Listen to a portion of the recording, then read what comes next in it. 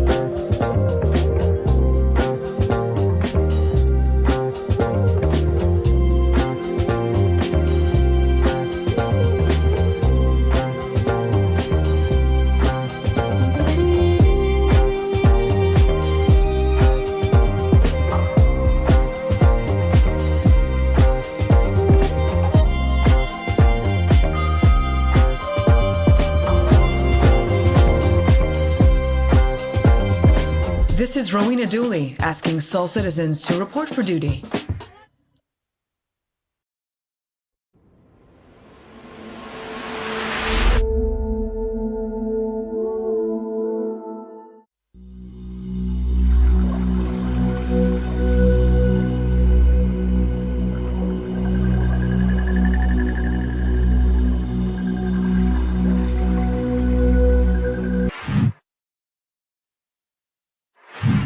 Greetings and welcome to another episode of Soul Citizen. We're doing a special live watch party of the final finale, and it's getting started. But first, I want to introduce my co-host, Colossal. Colossal, how are you doing?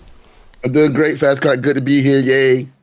Yay. So, yeah, let's go ahead and get this party started, because that's about to start. So, let's do that. Yep, let's jump on in. CitizenCon. It is not easy to stand on this stage in front of 4,000 people, in front of tens of thousands of people at home, and the hundreds of thousands who will clip this and replay it and cut it into other content videos for years and years to come. So thank you so much. I want to do a couple individual call-outs, though, because it's important to me, and I'm on stage right now, and you're a captive audience. I want to call out Nick Pierce. Nick Pierce from the Characters and Creatures presentation. 10 days ago, we lost our main presenter. He didn't die or anything, he just couldn't make the trip. Nick stepped in with only 10 days to prepare that amazing armor specialization presentation that you saw. So Nick, you're a champion. Thank you so much stepping in at the last minute.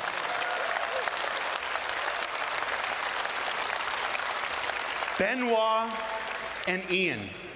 Benoit and Ian took the reins and delivered multiple presentations this year. You may only see them talking in this presentation or this presentation. You're going to see Ian in this one here, like this. But their work behind the scenes, getting all of these presentations up to the standard that they're required, was amazing this year. So Benoit and Ian, you don't have to clap for this one. This is just for me. Thank you so much, Benoit and Ian. All right, you can clap. That's fine. You might have noticed we went on ISC hiatus a couple weeks ago. We went on hiatus a little earlier than normal because we took the ISC gameplay capture team and we dedicated them to the work of CitizenCon for the last almost 6 weeks. Every year at CitizenCon, the devs spend their time creating their footage for you, their showcases for you, and many of them still did. But the amount of work it takes that away from the work of actually creating the game. Oh yes, start bringing in folks. Our ISC gameplay capture team really stepped up this year for the first time in CitizenCon history and helped folks create the videos. Those amazing looks at Nyx, those amazing looks at Castra, the amazing looks at the Sandworm and stuff. So I want to call out Will, Dave, Toby, Alex, and our newest member, Thomas. Hi, Thomas. Thank you so much, guys. They had never participated in a CitizenCon before, and I think they were a little surprised at first at the sheer amount of work that goes into doing this, but they stepped up and delivered some amazing stuff, the last of which you're gonna see some in this next presentation. And then our last two groups of people I want to share. Are they back there? Wave if you're back there. You guys ready? I can't see anything. All right, I hope. I'm vamping a little bit until Rich Tyra gets into place. I could hide it from you, but I'm ready. So the last groups of people I want to thank. Well, let me tell you a story real quick. When I'm back there, and folks are coming up to me and they're thanking me for this and thanking me for doing ISC, for doing SEL, for putting this together on the stage today, I'm struck by two things every time I'm thanked. One is that I can't do any of this without you.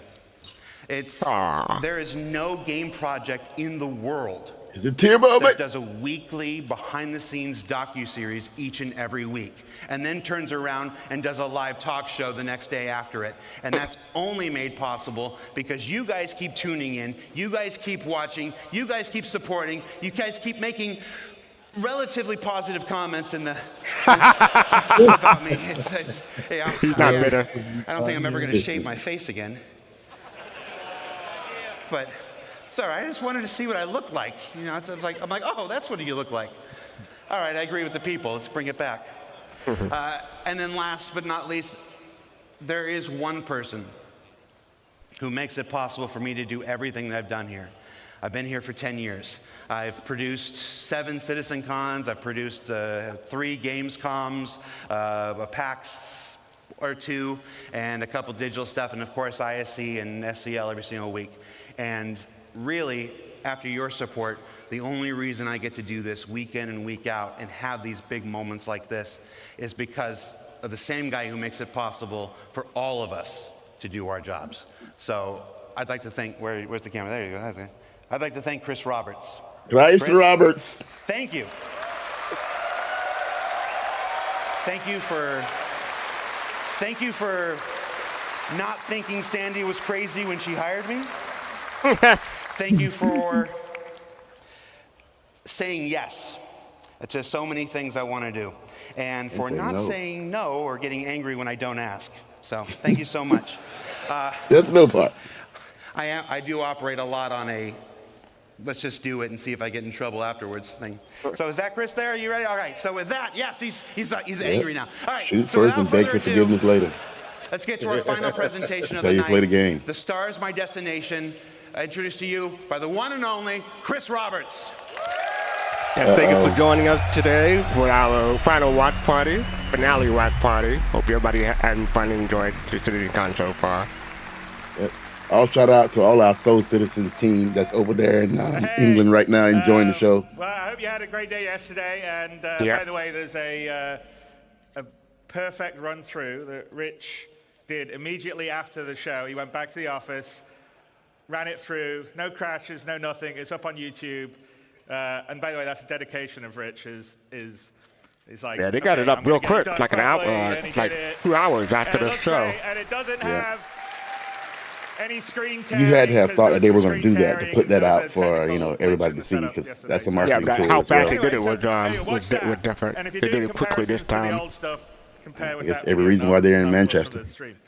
But anyway, I hope you guys liked this morning. There was the base building and the crafting and the ships, you'll be able to do it. I mean, for me, the ability to sort of create your own place somewhere in the verse, find the perfect spot for you to make your home or harvest resources, it totally changes the dynamic of what the game will be in terms of exploration and people spreading out, and I think putting roots down in the verse. So I can't wait till we get that in there. I mean, that's one of the things that makes me incredibly excited, because I think it will just add so much to a living, breathing universe.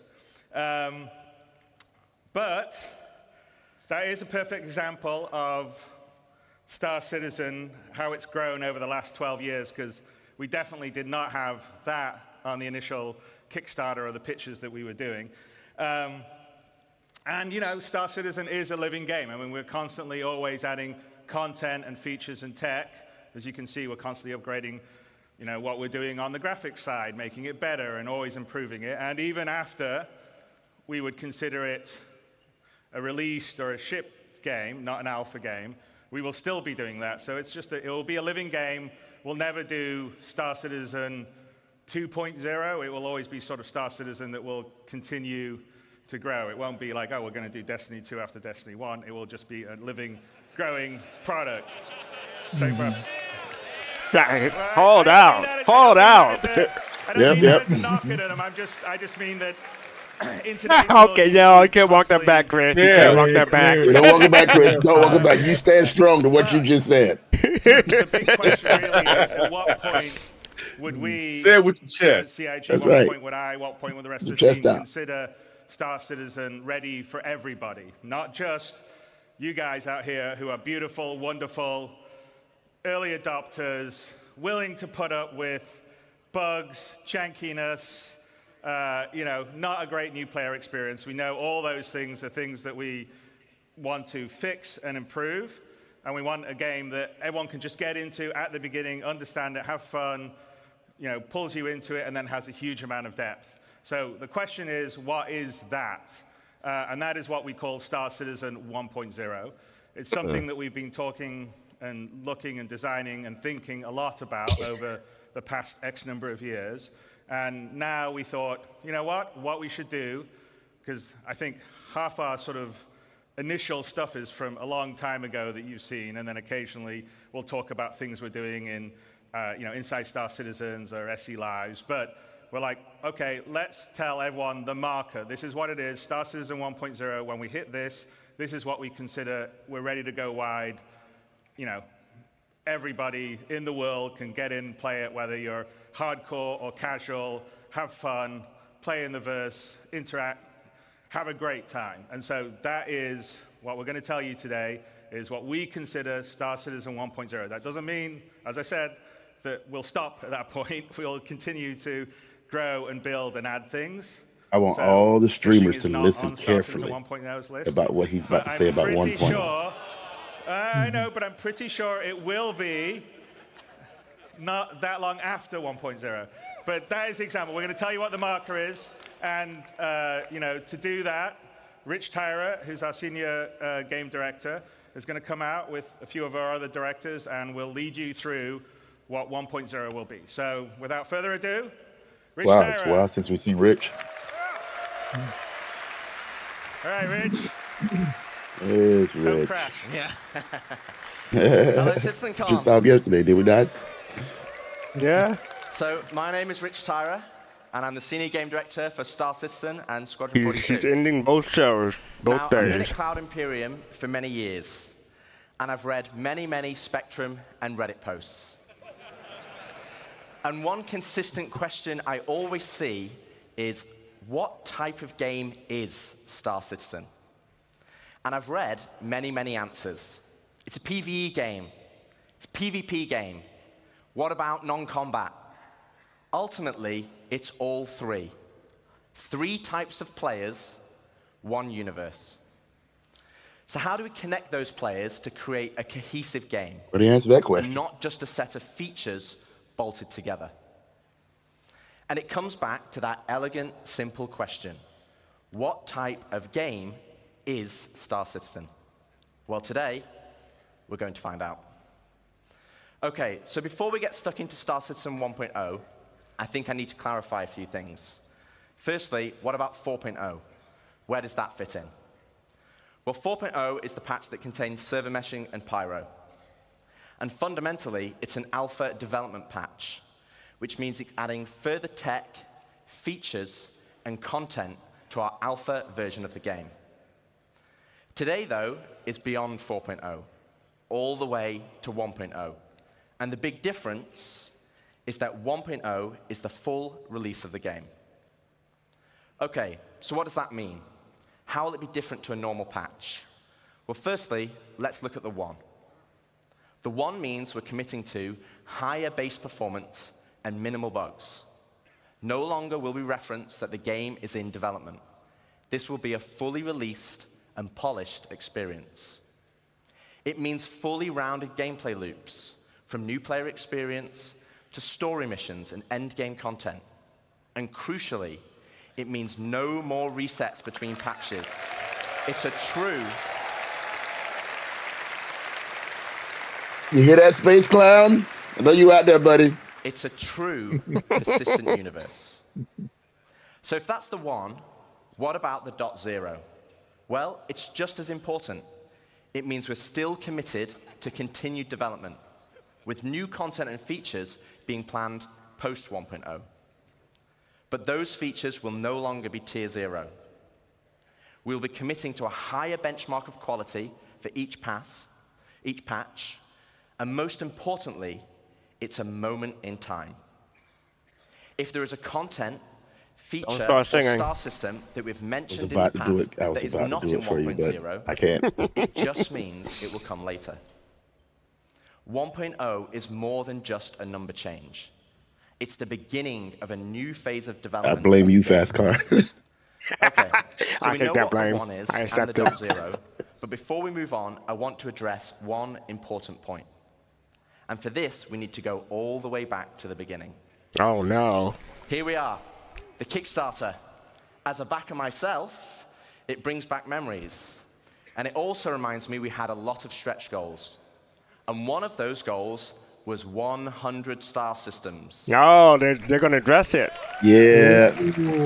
I also want to ask, how old were you in 2012? But, and there is a but, the star systems of old are not the star systems of today. They were based on the privateer and freelancer model. They were unexplorable planets with an isolated and small landing zone and had automated landings. And we all know how that went. To give you an idea, Stanton had 4 points of interest, and the entire 100 systems only had 90 POIs. Compare that to Stanton today, and we have 1,626 points of interest, and that is going to be dwarfed once we start using the Starchitect tool you saw yesterday.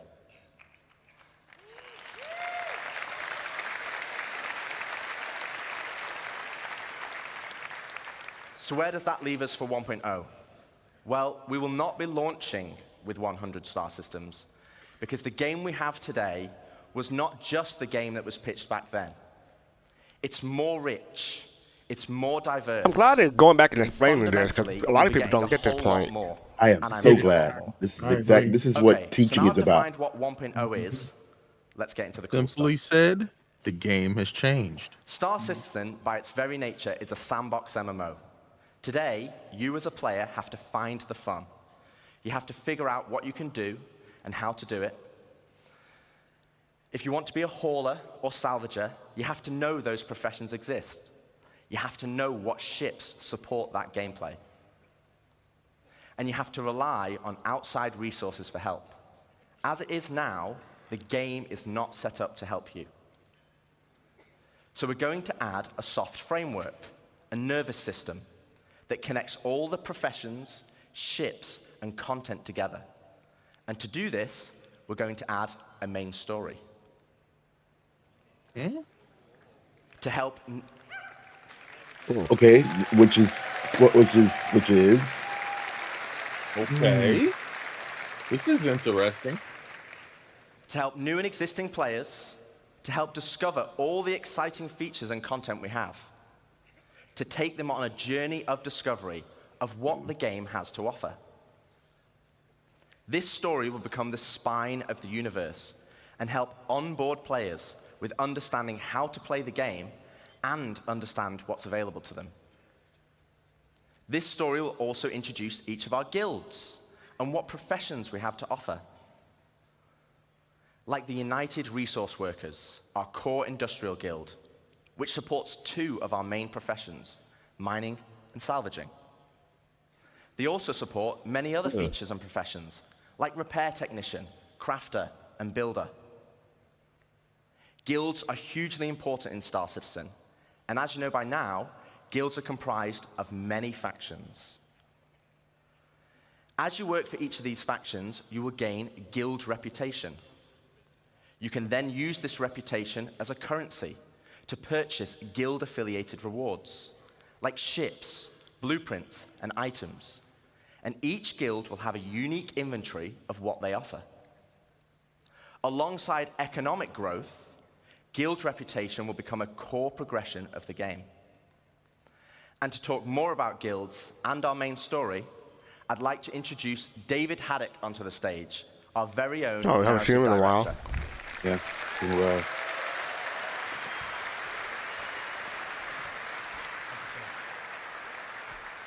Thank you, Rich. Hello, CitizenCon. How's it going?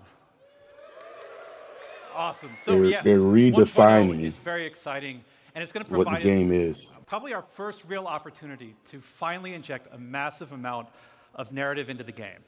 But we're Yes, looking to do that narrative, in several lore. ways. Now, Rich introduced the It's main about story, anti- so let's get into it. What exactly is that?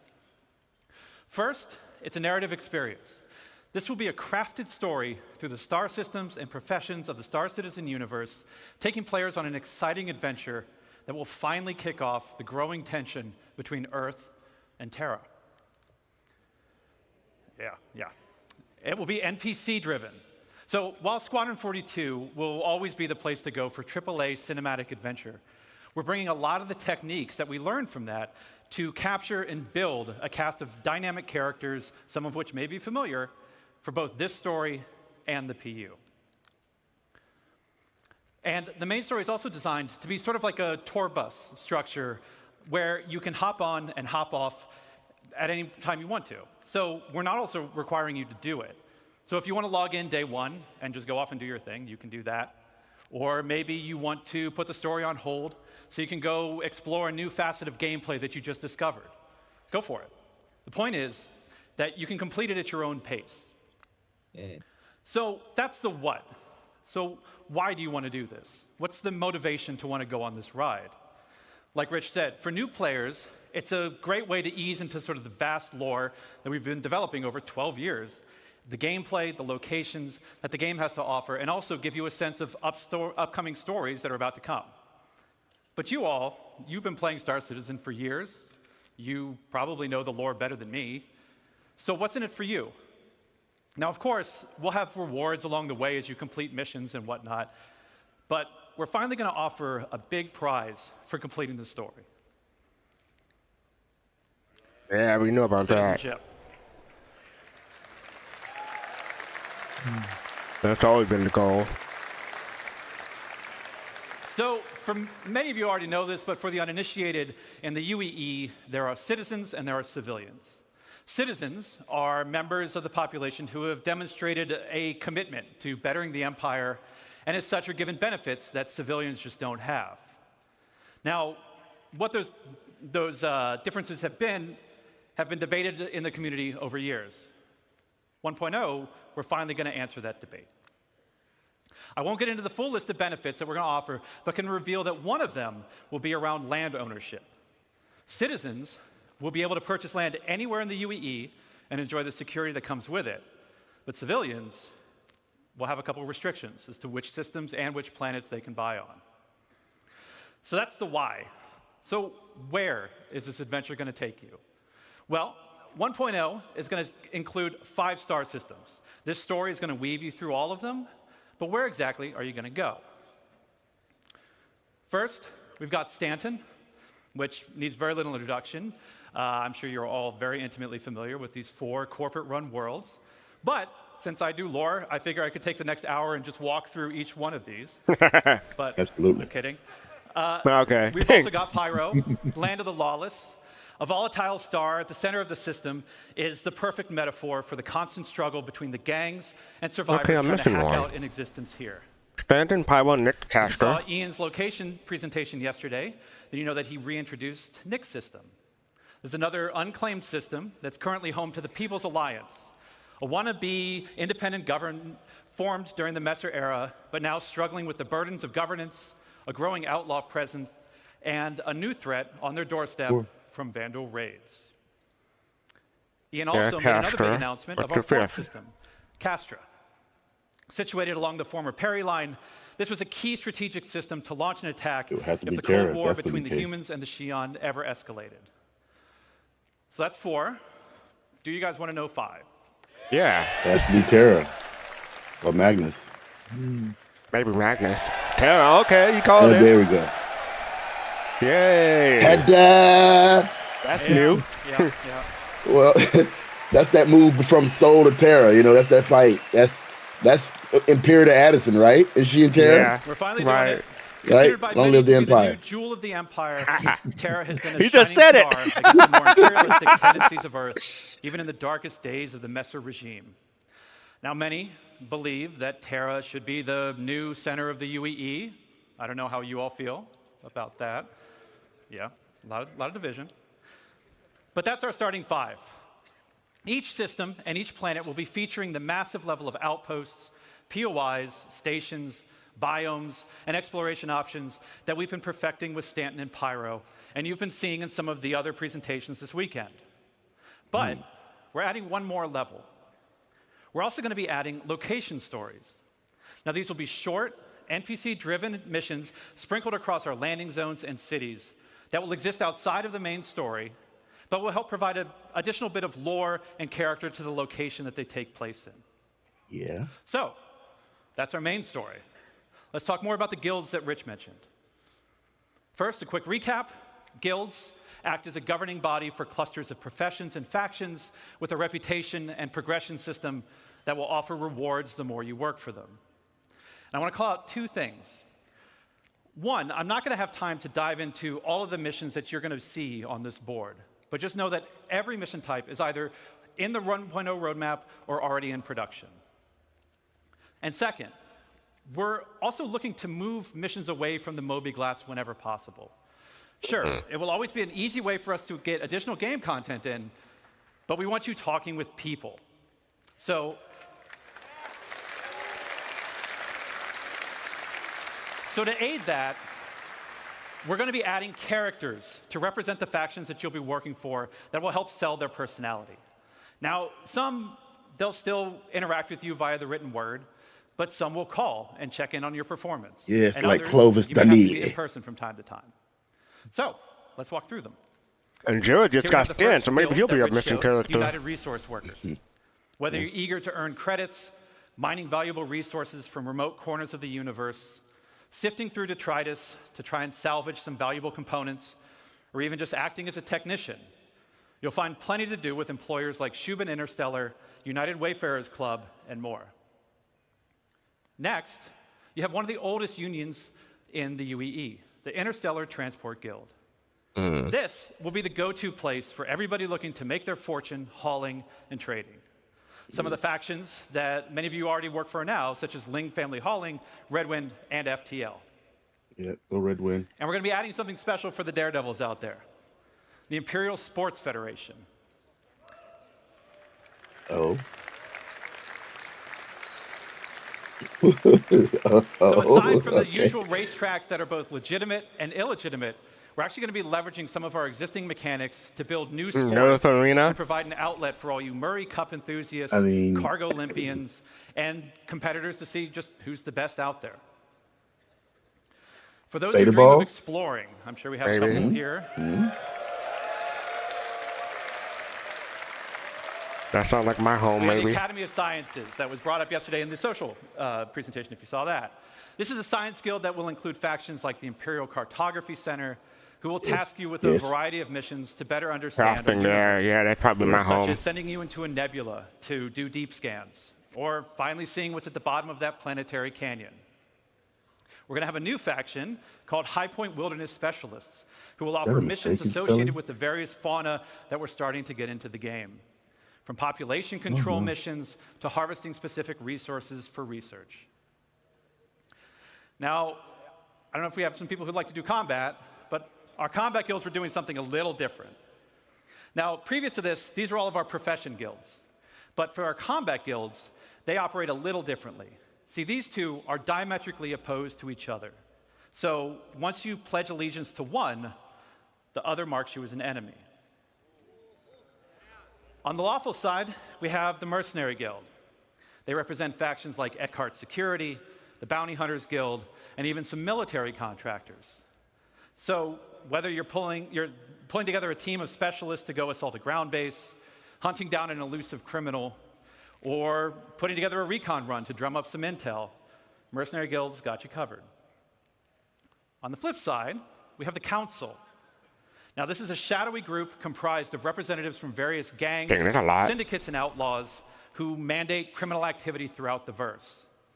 You'll be able to throw in with rough and tumble gangs like the Headhunters and the Dead Saints, or work your way up to join highline criminal syndicates like the Atonis or the Drop Kings. But remember, the underworld is a dangerous place run by greed and power. So mercenary guild reps might not be the only people you have to worry about, as the syndicates are always looking for loyal soldiers who will hurt their competition and tip the scales of power in their favor. So as you can see, there's going to be a universe of exciting storytelling opportunities for you to undertake in 1.0.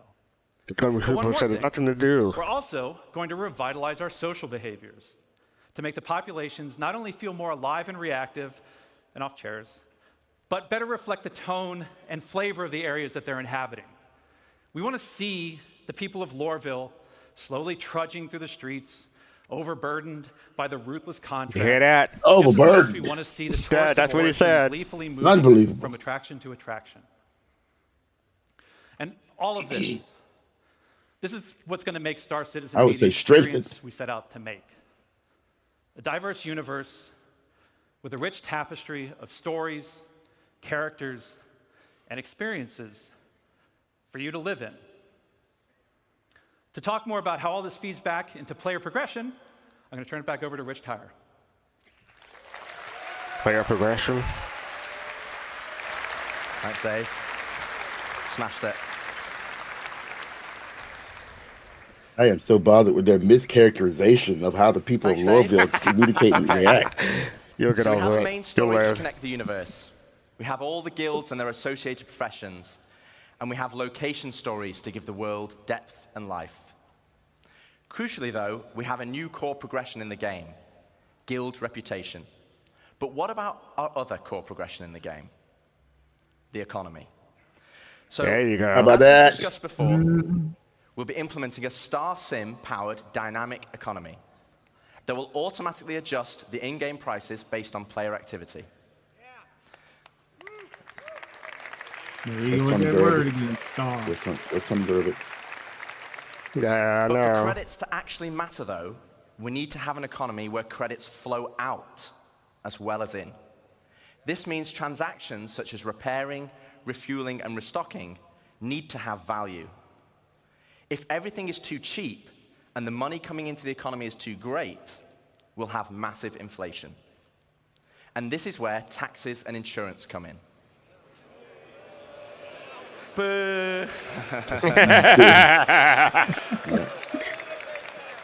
Oh, good God. They're turning against you, We'll have Tyra. two main taxes: inheritance tax as part of Death of a Spaceman, and security tax for your base that will cover the cost of planetary shield tech. Taxation without Insurance, representation. on the other hand, will be split between medical insurance, which covers your hospital imprints, Oh, and probably the most important one of all, ship insurance. it will. Now, as we have Death of a Spaceman, we also need Death of a Spaceship. Losing your ship should be significant. Right now, for example, over 90% of all claims in the verse are for ships that have not been destroyed. Okay. Yeah. Yeah, All right. let me park the That makes ship. sense. And You know, this is where ship I lost it in insurance space. and our new warranty mechanic comes in. 30K. New warranty. First up, mechanic. we'll have 3 tiers of insurance, Warranties. with level 1 being chassis insurance, level 2, chassis and component insurance, and level 3, chassis, component, and decorations insurance. Oh, yeah, Really? number 3 Decorations? for me. Level 1 gotta be LTI. Decorations. Okay. Now, insurance by itself will only pay out credits based on the wear and age of your ship. Insurance, I think you want to listen to this bit because it's important. Insurance with a warranty, though, will give you back a new ship, plus any other equipment or decorations based on the tier of insurance you had. Okay, so this is the bit you need to listen to. All ships bought on the pledge store will come with a permanent warranty, and their appropriate insurance. Yeah, we knew that. Oh, I knew that, dude. Get it again if you want. You won't have that permanent one. Always get your ships back if they're attributed to your account. Other ships, on the other hand, will require a transferable warranty, and these are rare. You'll be able to earn transferable warranties in-game, such as by completing the main story, as an example, and apply them to any of the ships you own. But there will be a cooldown for transferring it between ships, so choose wisely. Now, what about claim timers? It's another fun topic. And getting your ship back without a claim.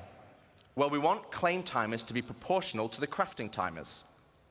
This means it's more beneficial for you to go back and get your original ship.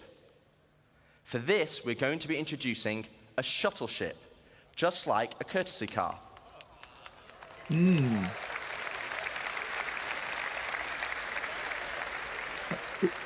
Ubers? You'll be able to claim the shuttle at no extra cost to most locations, and then fly it back to your original ship. Once back in your ship, the shuttle will automatically return home. Yeah, well, I mean, there are other games that have that right now. Elite Dangerous has it. If your ship has been legitimately lost, though, then you'll need to claim it back. And as we'll be increasing claim timers, this will mean some ships will take longer than others. With starter or small ships always being readily available, and larger capital-sized ships taking a long time. So it's always better to try and get your ship back if possible. Okay, so we've talked about our 2 core progressions. How long is long time? What does that mean to you as a player? Yeah, I wish they would clarify that here. Firstly, they're not doing that. It means we have a framework where we can start creating cyclical gameplay loops. But what are they? Let me show you. Okay, so right now in live, if you have a prospector, you probably enjoy mining. And the reward for mining is credits and the enjoyment of the activity. But in 1.0, you might be mining for a whole different reason. And this is where cyclical gameplay loops come in. Firstly, let's add all the manufacturers and ships in. I'll just give you a moment to take that in, because there's a lot. I actually had to ask them to take the variants out, because it didn't fit on this slide. And let's zoom all the way into the prospector, a stalwart of the mining community. But let's say I really fancy acquiring a military Mark II Hornet. Let's go on a simplified journey of how I could get one. Firstly, I know I won't be able to buy it, as it's a military ship, so I'm going to need to craft it. That means I will need the fabrication hangar blueprint. Luckily, I can earn it by doing mining missions to gain rep with the United Resource Workers, and I already have the perfect ship, my trusty prospector. With blueprint in hand and some excess credits, I can now purchase a small plot of land on Stanton and build my fabrication hangar. Step 1, complete. Now I need to grab the Mark II Hornet blueprint. For this, I need mercenary rep, and more importantly, a combat ship. With that in mind, I will do a few more mining contracts to earn enough credits to purchase a Mustang from the dealership. Now I can start doing combat pilot missions for the Mercenary Guild, so I can unlock the Mark II Hornet blueprint. Okay, step 2 of our simplified loop is complete. I have the Mark II blueprint, but I need the resources to craft it. So I come full circle back to my prospector, but this time I'm mining for resources instead. As you can see, this closes the loop. No longer am I mining just because I like it, and there's nothing wrong with that. But now I am mining for a purpose and for multiple reasons. For credits, for reputation, for resources, for blueprints, and ultimately as a stepping stone to crafting my own ships to enjoy other professions. And this is just one of many loops. This is the core of Star Citizen 1.0. Yeah, I'm wondering if one person has to have all that, or can you like have an org and let's say one person focuses on everything Crusader, another person focuses on another system. Between sandbox gameplay and the soft framework I'm And create a sure it'll be blueprint. the latter. that give meaning and progression to our professions and features. It's providing the framework for motivation to play the game. That's the journey, though. What about the destination? So Dave has already discussed citizenship and the main story, so let's collapse that for now. Let's talk about endgame content. Ooh. The content that is designed Fashion. for experienced players and keeps them engaged. Basically, everyone in this room. So how does that look in 1.0? Firstly, we'll have open world content, including missions, group missions, and server-wide events, like we have today, but tailored to endgame players. While the sandbox element of Star Citizen will allow for large-scale battles, we also want to provide challenging instanced content that will take full advantage of not only multi-crew ships, but fleets of ships. And you kind of know how we do that, right? You saw that yesterday. And as you progress through the guilds, you'll be able to accept high-level contracts from government agencies who will offer prototype and military blueprints as rewards. These missions will require the full coordination of multiple players and an assorted fleet of capital, support, and fighter ships. You will finally be able to become the admiral of the fleet, directing your armada from your hologlobe, which, yes, is a feature included in 1.0. Oh, okay.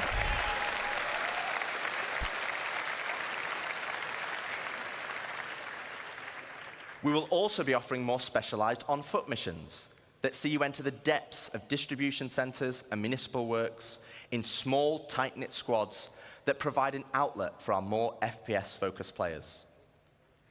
On top of all this will sit a dynamic layer powered by StarSim. While StarSim will be the driving force in our dynamic economy, it will also track player and AI activity and dynamically spawn events based on their actions. For example, if it tracks large amounts of resources being moved from one home location to another, it will have a chance to spawn pirates to intercept. All this combined will provide just a portion of the endgame experience, and I'd love to delve deeper, but that's for another day, as we still have a lot to show. So we've discussed non-combat professions and guilds, cyclical gameplay loops, and endgame PvE content. But what about PvP? What about player versus player content? Do you hear that? Only a small group is cheering for that. 1.0 will contain 5-star See, systems, they always try to 3 act like they're they're the biggest ones. They're expansive just the loudest Capture ones. and 2 of them being unlawful in Pyro and Nyx. So what's the difference? Let's take a look And at coming to standards. this lawful systems, that's the difference. Lawful systems will be a mixture of high, medium, and low security areas. Each of these areas will be monitored by law enforcement agencies. And depending on the location, will dictate the emergency response time, with high-sec areas being the fastest. Initially, this response will be measured, but over time will escalate to overwhelming force. This means if someone is attacked, if they can just hold out for a short duration, help will be on the way. Pirates will be able to disrupt this monitoring by shutting down the nearby comm arrays, but this will be highlighted in your star map, with dynamic missions being generated to bring it back online. But this is the PvP you already know and experience right now, just without security forces.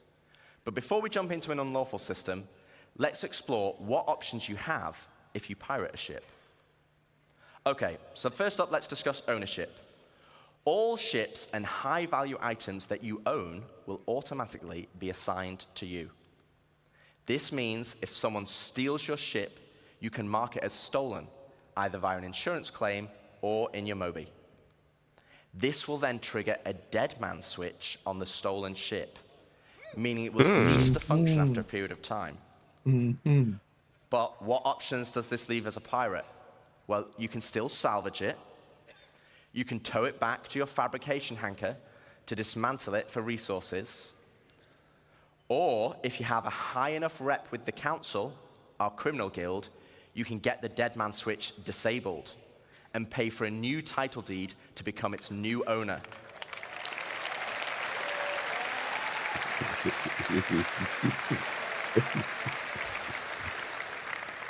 Also, if you're in a lawful system, you'll need to find a transient jump tunnel, as all major locations and POIs will have custom security that will scan you on arrival.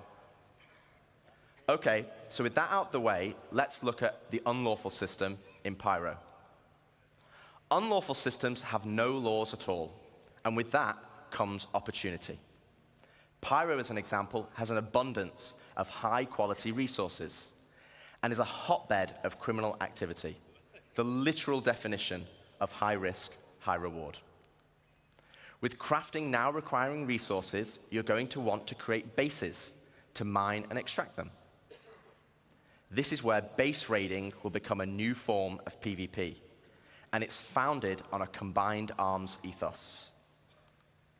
Defending players will be able to add defenses such as walls, automated turrets, and most importantly, ground shields, a localized version of the planetary shields used in lawful systems that absorb the most powerful of weaponry. No longer can you just turn up and drop a Moab.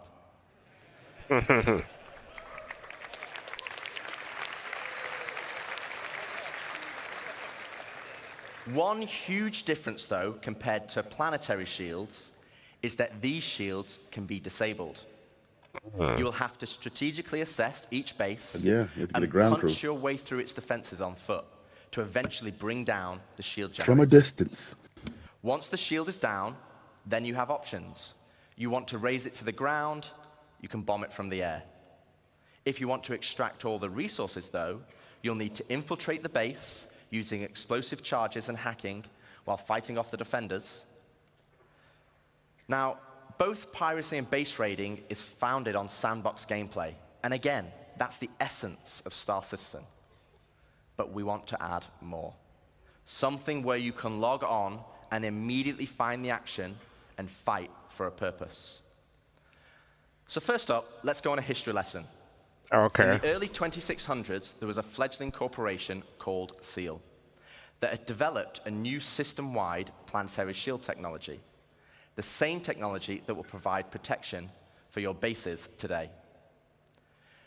To prove this tech, they wanted to use Nyx and Pyro systems as a testbed. With the promise of high-quality resources, SEAL lured independent miners to man the shield network in exchange for shield protection for their settlements. As a prototype, SEAL couldn't provide total coverage over all the mining settlements, and so they created the SEAL Tokens program, allowing the most industrious factions to purchase shield coverage for their work. The network consisted of multiple linked bases on the ground that then linked to several stations in orbit around each planet that then connected to the nearest relay in the shield network, which eventually linked back to the shield core, which oversaw system-wide distribution of the shield technology. Factions could then earn SEAL tokens for working on any part of the network. They could then use these tokens to buy shield coverage, but with the competition amongst factions being so intense, SEAL was only able to offer shielding to the hardest workers. Unfortunately, due to outlaw interference, SEAL eventually pulled out of Pyro and Nyx and pushed for a more automated solution in more civilized systems. So fast forward to present day, without SEAL's backing, they had to pull out and leave it as it is. And welcome to Station Warfare. Nah, that was tepid. It was like, huh, what? What does that mean? With the SEAL network still in place, but lacking resources, orgs can take ownership of these structures to gain access to planetary shield tech, which, as you know, would make their bases invulnerable. Unfortunately, there's a catch. There isn't enough to go around. And as in the good old SEAL days, the system still works via the SEAL token program. To earn tokens, you'll have to assault a location and then deposit resources to power the network. This begins with ground bases and ends at the shield core. Each structure occupied will then accrue SEAL tokens over time, with larger structures earning more, and at the end of each week, you must then use these tokens to purchase shield protection. With shield coverage being limited, though, the system automatically selects the orgs with the highest bid from across all shards. Meaning for that week only, a certain number of orgs will gain access to shield protection. Yeah, we see this in games now. So this is a chance for your org to become the de facto leader of a system. It means you'll be able to log on and immediately find the action and fight for your org. And finally, it's not just sandbox PvP or ganking. You are fighting for a purpose. So once you've won your bid, what then? Well, to talk more about that, I'd like to welcome Ian Leyland, Star Citizen's creative director, to the stage. It's going to be interesting. We see this in games now. Star Wars: The Old Republic Good luck. has it, All right, hello, CitizenCon. where you win a certain part of the region, your org and Thank stuff you, like that. I Rich. want to Thank you, know, Dave. would that be publicized? So Will we to know continue who the owns it? conversation Probably. of large-scale endgame org activities, let's go back to Pyro 3, where the ground bases were being built earlier today. This morning, we saw the small habitat being built by Luke. And then we saw Deck start to expand the base into a commercial enterprise. But eventually, we saw a massive example of an org base. But with everything Rich was talking about, with org system-wide activities, we want to give you guys the ultimate end goal. But also the thing we need to protect. And to do that, I have a let's look gas up into going the away. sky and see what it is.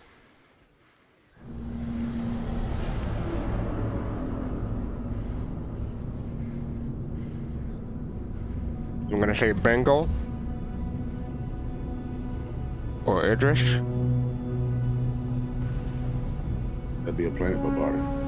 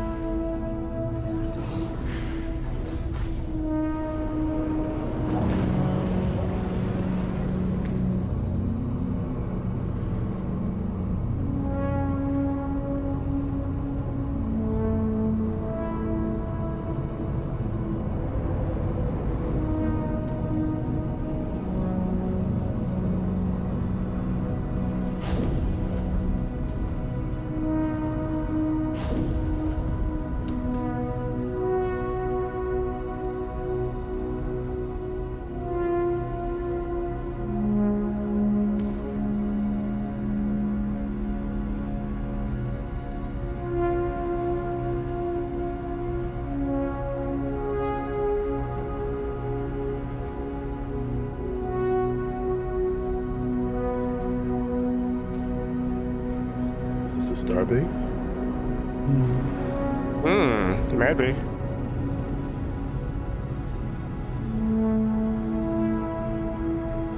Looks cool.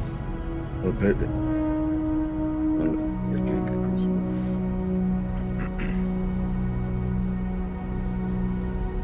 Looks like it's elements of the crucible. It really does, but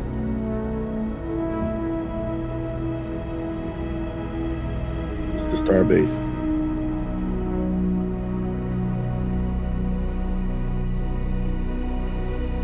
Yep. Yep, it's a starbase.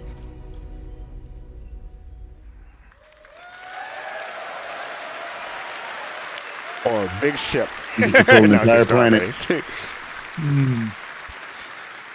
Let me introduce you to player space stations. There you go. Station.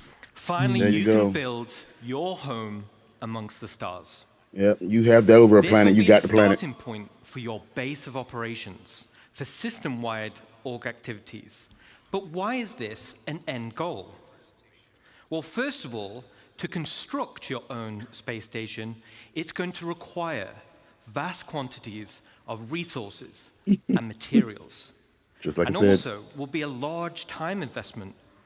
But how do we start?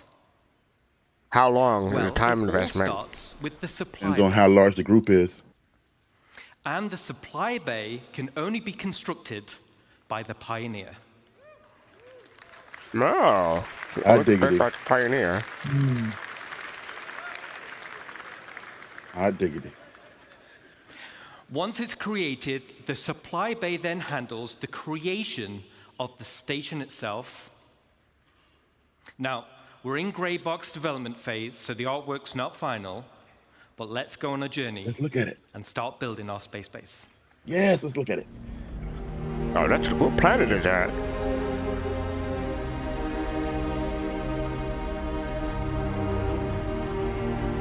Yeah.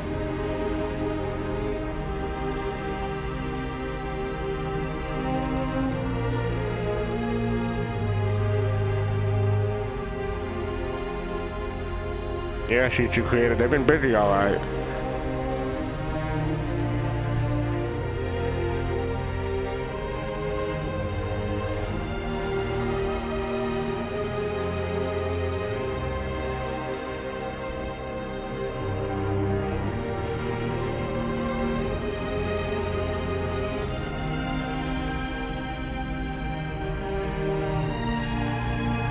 I'm getting homeworld vibes.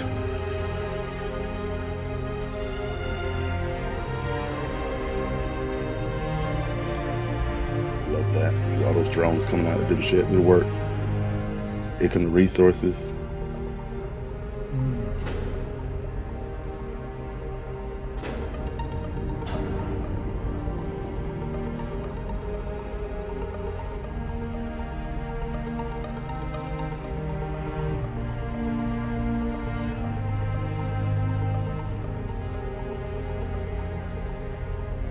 I got a whole C on this. Is it a whole C or a whole D? That's gotta be, that's bigger than a C because it has two of them. Two pylons. It gotta be a D or E. Yeah, you're gonna need at least a D to do all this. It could be a C. No, that's bigger than a C. It has two of them, right? Okay. The C only has one, right? I can't remember at the moment. Let's check. But look at this constant supply. Yeah, the whole D and E owner is going to be happy with that piece. And that's just the basic supply strut right there. Supply bay. So as you saw, the cargo grid of the supply bay consumes resources. And the required resources will be substantial and will need to be topped up over time. So this means orgs will be encouraged to have efficient logistic networks to feed the supply bay. And as Rich outlined with professions, it's ideal if your org is well-rounded in terms of roles. Even the starter player can contribute. The supply bay has automated construction drones, which are used to create the station. And unlike ground bases, many drones are used at once to create the base. Once the station is built, the supply bay then integrates into the station itself. So here we are.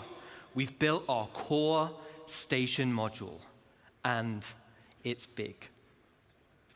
And out of the box, the station comes readily built with some core functionality. Let me talk you through it. Right on the top is the bridge, which is the command deck. This is where all further construction is going to be managed. From here, we can then monitor the status of the entire station. We have access to power and water management. Power and cooling is something you'll need to consider carefully. It also is an area to set permissions for who can enter particular areas, either divided by the ranks of the org itself or open to the public. And there'll be a radar station to track the activity outside the base. And the terminals to access logs of who has visited the station and see what they did. So let's jump back in game and take a stroll through our bridge.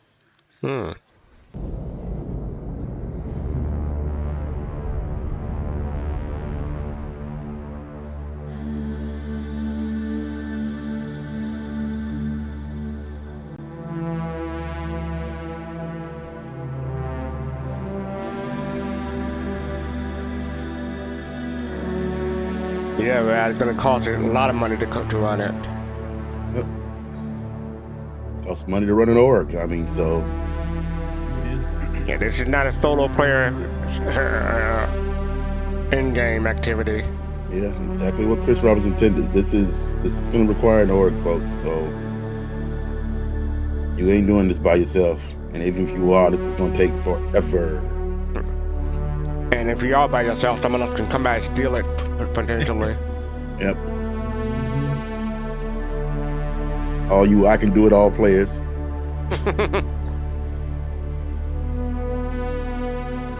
Yeah, if you want a single player experience, that's what Squadron 42 is for. I said it can't be done. I'm cheap to hold my beer. I'm not saying it can't be done, but good God, I mean, that's like a more than a full-time job doing it by it solo. You know, well, you got some people who are retired happily. That's true, but and they will spend all of their entire God-given life with nap sessions in between to go ahead and do all this.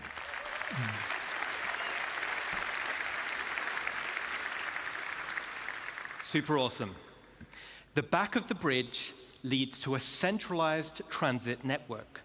This spine physically connects the entire station and will provide access to the various decks.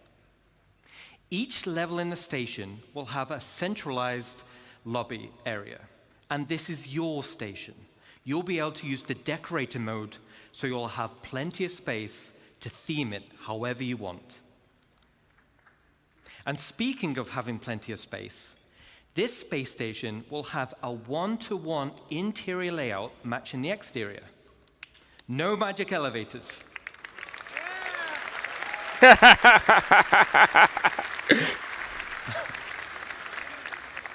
So you can circumnavigate around the entire perimeter, and it's wonderful. Okay, excellent. Let's jump back in.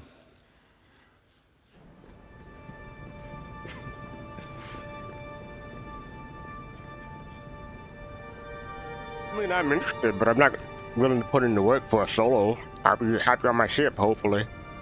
There are people who are willing to do this, just like there are builders in this game. I know some people who just, all they do is just love to build. They would be on this Yeah, I'm a builder, but 24/7. I mean, I have my limits. Yeah. Well, that look cool.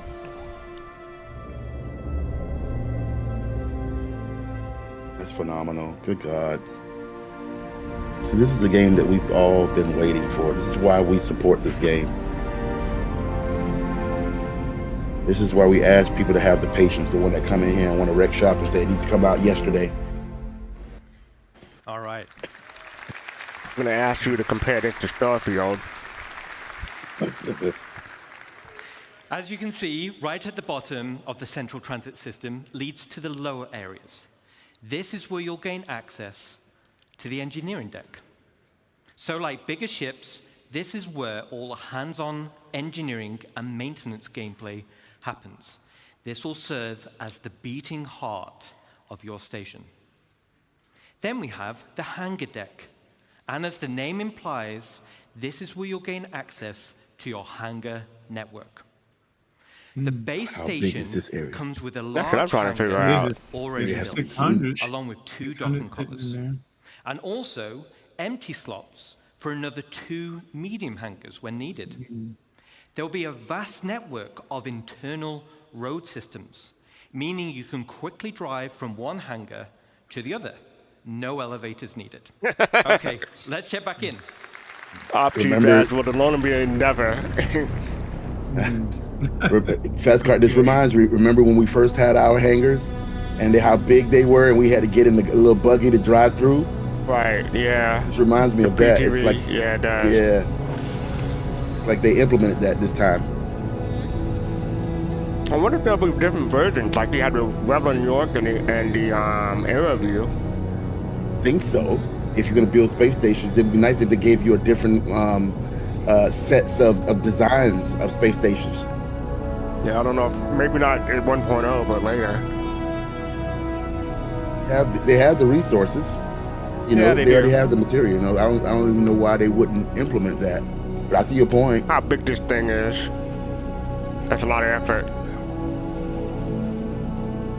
They've already got the designs made. They got the text made. We've had this for years. I'm saying that they can have a base model and then do individual ones later. Yeah, I get it. So that's the hanger.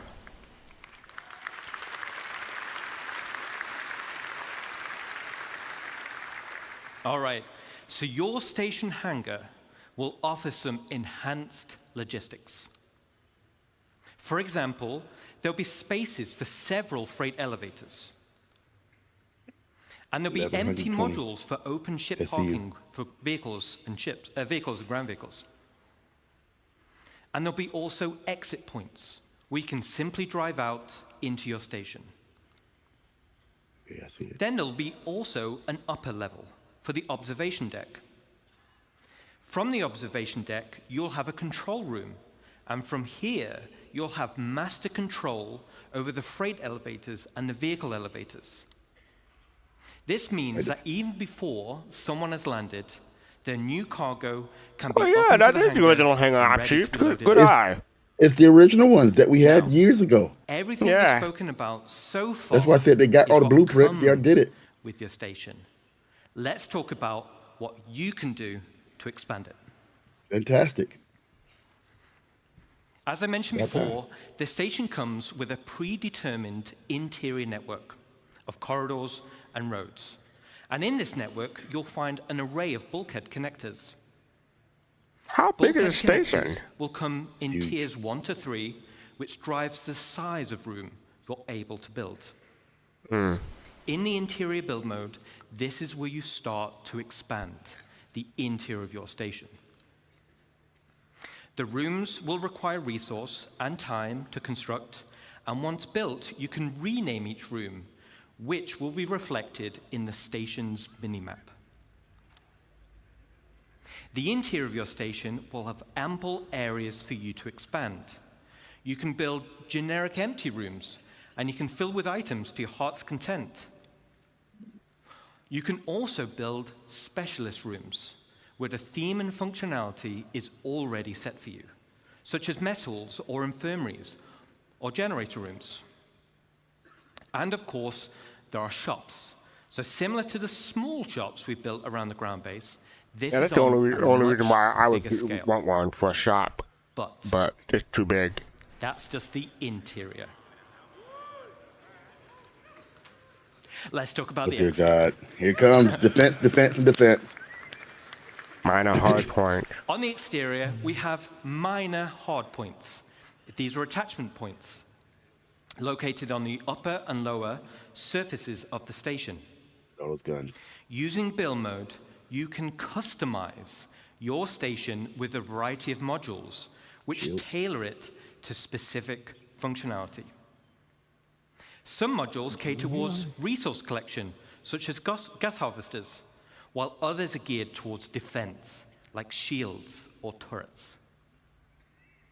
This goes back to bridge operations of power management. A situation may arise where power priority is needed. Then we have major hardpoints. The core station module comes with 2 hardpoint connectors. Major hardpoints are used to connect substantial wing additions to your station. The first example Here it is. Jericho. This is it, boys. I'm interested, but dang, that's going to be a lot of work. The first example is the cargo wing. The cargo wing will dramatically increase your inventory capacity. So this is ideal for orgs who are specializing in holding. Then we have the refinery wing. Wow. Let's get to work, Test. Let's get to work. So you'll be able to refine resources on a vast scale. As it's in space, it's much more convenient than traveling to a ground base. Now, a player could buy resources from your cargo wing and then refine it directly in the refinery wing. And finally, we have the hanger wing. So, all right.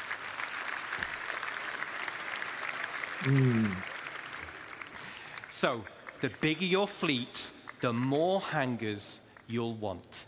Someone in There'll be a the variety chat of said hangar this sizes, space as well station as gameplay docking has more pods to gameplay help than organize games have your to fleet's offer. deployment. Yeah, All it major was definitely a lot of hardpoint PvP wings aspect. are connected via struts. And like the rest of the station, the struts are also internally traversable. Wow. Okay, so let's recap on the exterior expansion wings. Is there a train? Minor hardpoints give us options on how to collect resources or provide automated defenses for your base. Major hardpoints gives us options on how you can specialize your base. Let's jump back in game and see how our base is getting on. There has to be a train system that runs through those major Yeah, the same hardpoints. roads. Yeah, I wouldn't mind. I wouldn't imagine that the tram, Something. or some kind of public transportation. Some type of quick tube that just shoots you down the tube. It's going to take a long time to get from one end to from station to the other. Yeah.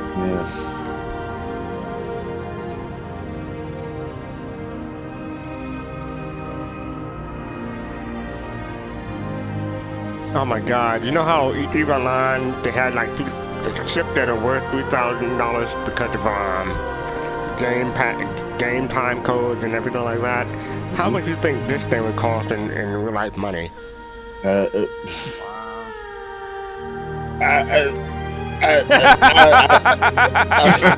sound like saying Glitch it out. You know, I'm sorry. I don't even know if you want to buy this game. You're gonna have to literally make this. Literally. Yeah, I mean, yeah, but I mean, it would have to have a value because of the materials and effort that going into it. But I'm saying, how much you think about? Oh my God, that looks great. I missed the whole point. Hold on, because Colossal made a whole song. I want station, please. Oh, that's beautiful, though. And build this. All right. And this supposed to be all out in 1.0? That's what I'm getting ready to say. This is supposed to be out 1.0. Customization, there you go. Is just as important as expansion. Similar to ground bases. Hey, how about that? You'll Look be at able those colors. to earn Close. tints for your station, and you'll be able to apply decals for your And org decals. logos. Eve has something like this. I want interior, like different hangars. Outside of minor and major hardpoints, your station will come with 2 unique base expansion points. One on the top side behind the bridge, and one on the underside. The top side will be for the crow's nest. Now, all the other modules built so far have very specific functionality, but I'll admit, this is for the org members out there who want the ultimate in personal space. Okay. What, apartments?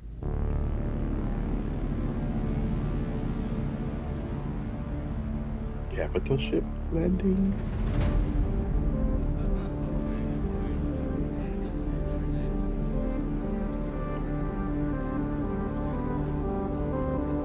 And all it takes for one drunk player to run into that, and it'll just ruin your whole day. Oh my goodness.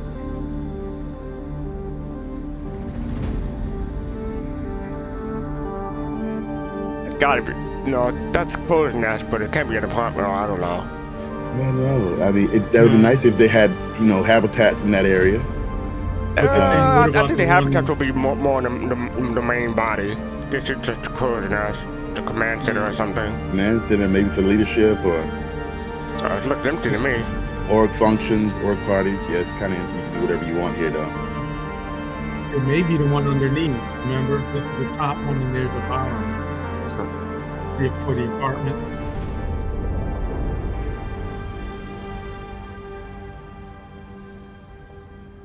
Hey, What's the point of that? I'm gonna call IKEA. I need some furnishing. All right.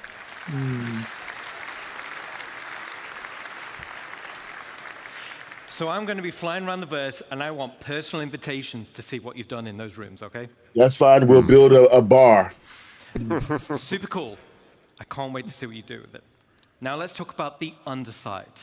This is going to be for the flight deck, which also comes with an additional 3 major hardpoints. The flight deck is perfect for your rapid reaction forces. Just a ballpark number. I'm going to say $4,000 US dollars. Or just this whole structure? For your station's I don't know. defensive element. And just like the hangars, there'll be So an you think they're gonna give it to you for you to can buy override instead of build? No. I'm just saying if you could put a value to it, that's the value I would give to it. I would say 15. So an org with a 1,500? tight flight deck crew 15,000. can be substantially 1,000? more efficient than others. Now, this one's my favorite. Let's take a look. You're putting a whole bunch of things in this, from refineries to, building materials and fabrications and engines and engineering. This thing is going to cost buku money. Whenever one gets lost or blown up, it's going to be like an article saying $15,000 lost in the station exploded. His soul is going to be crushed if this gets blown up. I mean, look at that. I mean, there's no way this is going to cost $1,500. I said 4,000, but you said 15. I thought you meant 1,500. So yeah, 15K. Yeah. Oh, that's cool. Got a whole constellation in there.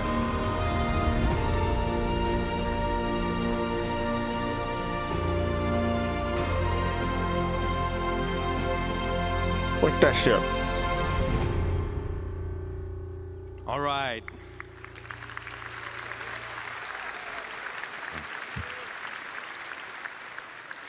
There's a few little Easter eggs in that video. Yeah, I was looking for. I was trying to figure out what the Why ship do in you the need a back flight deck was. for your rapid defenses force? Well, if you've built your super awesome station in a super lawless system, Yeah, good luck with that.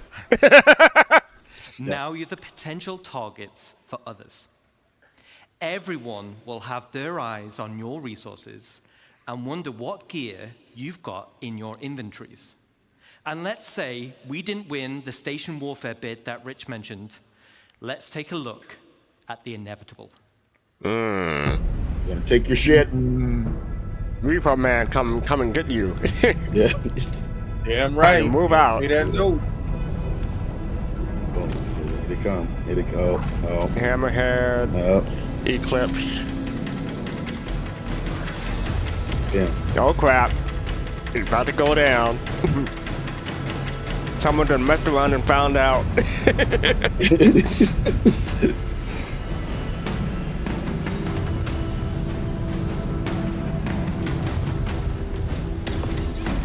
I'm guessing this will be stationary, Chief. Yeah, this is a station, so yeah, stationary.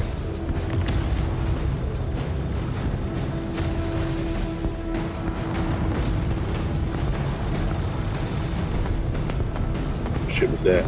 Was that a 400? I don't know what type of ship that's fine. What type of ship is that? Oh, it's okay, a Talon. Not a Talon. There we go. Yeah. A bird ship. Uh-oh. I'm down. Someone's having a bad day. I had to rest a little bit.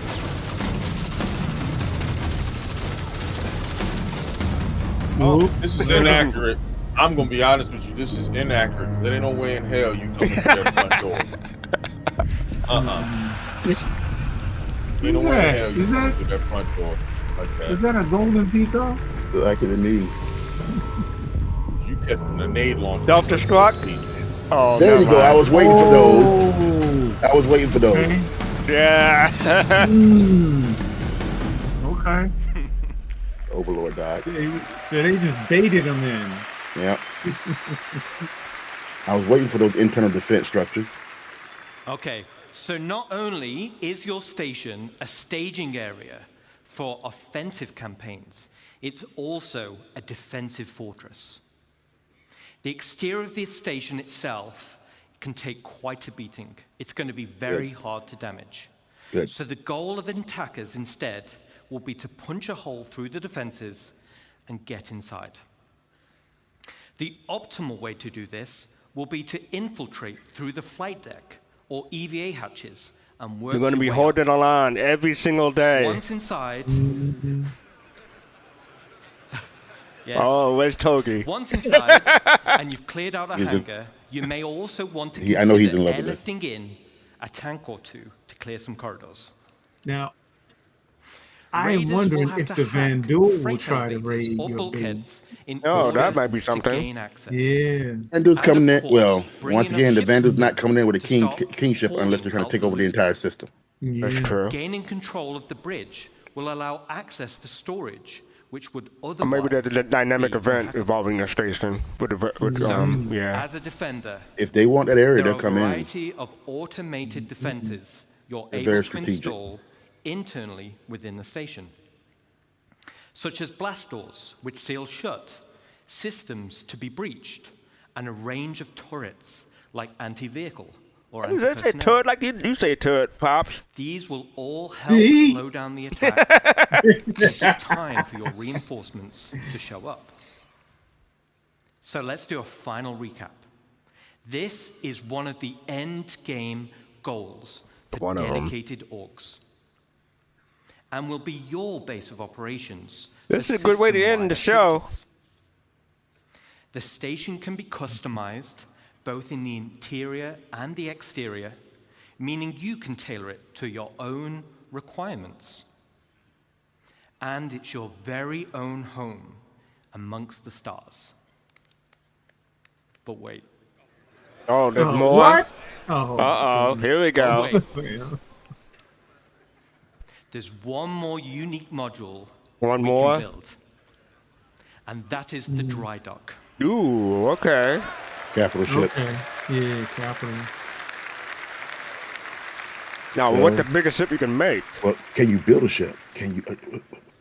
This unique slot will be at the back of the station. It has its very own dedicated observation room with crafting stations, and has a transit tram which runs along the inside of the arms. There's your tram. It's a reply. You said it, Into the tram, docking yeah. collars where your ship will be constructed. There you go. There it is. So, the only You question can build still ships here. remains, what sizes of ship? That's what I'm asking. Let's take a look. That was the first question I asked. Cap ship, but how big a cap ship? Polaris only? Polaris and below. No, it's got to be something as big as a javelin. Javelin, you think? Do you see there's a javelin that was parked on the side of one of those landing bays. So it's got, and that's really? I big. That's missed that. huge. Okay. I'll just watch the end of the show. It's got to be that size. That's great. I want to see the reaction.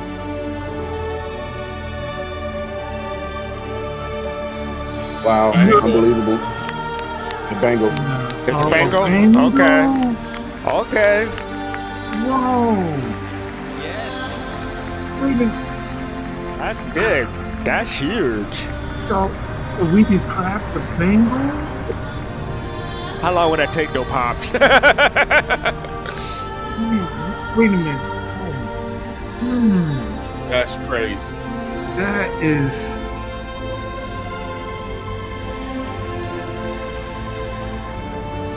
So the javelin is $3,000 US dollars. Am I correct? I think so. About, yeah. Yeah, I think so. It doesn't fit. It doesn't fit. That ain't good luck, but you can build it. You can build it. If you build it, they will Hey, come. back it down. There you go. Back down. Okay. Jesus Christ.